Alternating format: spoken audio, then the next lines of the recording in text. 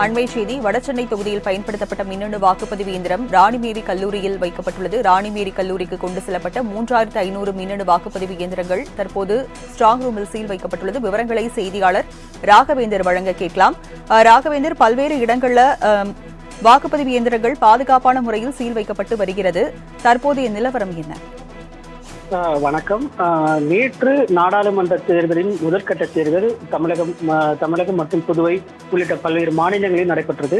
நேற்று நடைபெற்ற இந்த தேர்தலில், அதாவது சென்னையில் குறிப்பாக சொல்ல வேண்டுமானால், குறிப்பாக சென்னை, வட சென்னை, மத்திய சென்னை, தெற்கு சென்னை ஆகிய 3 தொகுதிகளுக்கு நடைபெற்ற தேர்தலின் போது அதன் பின்பு வாக்குப்பதிவு இயந்திரமானது அந்தந்த மாவட்டத்துக்குட்பட்ட இடங்களில் எண்ணும் மையத்திற்கு நேற்று மாலையே கொண்டு செல்லப்பட்டது. அதன்படி வடசென்னை தொகுதிக்கு உட்பட்ட இந்த வாக்கு இயந்திரமானது சென்னை ராணிமேரி கல்லூரியில் தற்போது வைக்கப்பட்டு அந்த ஸ்ட்ராங் ரூமில் வைக்கப்பட்டிருக்கிறது.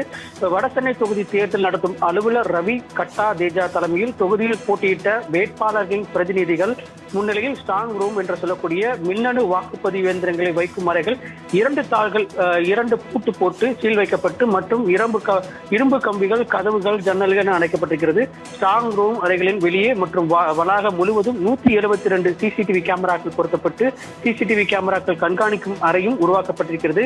அறைகள் சீல் வைத்த பின்பு செய்தியாளர்களை சந்தித்த ரவி கட்டா தேஜா, வடசென்னையில் இருக்கக்கூடிய 6 சட்டமன்ற தொகுதிகளில் பதிவான மின்னணு வாக்குப்பதிவு இயந்திரங்கள் ராணிமேரி கல்லூரியில் வைக்கப்பட்டிருக்கிறது. சட்டமன்ற தொகுதியில் வாரியாக மின்னணு வாக்குப்பதிவு இயந்திரங்கள் அறையில் வைக்கப்பட்டு சீல் வைக்கப்பட்டிருக்கிறது. அதற்கு அருகில் வாக்கு எண்ணும் அறைகளும் வைக்கப்பட்டிருக்கிறது.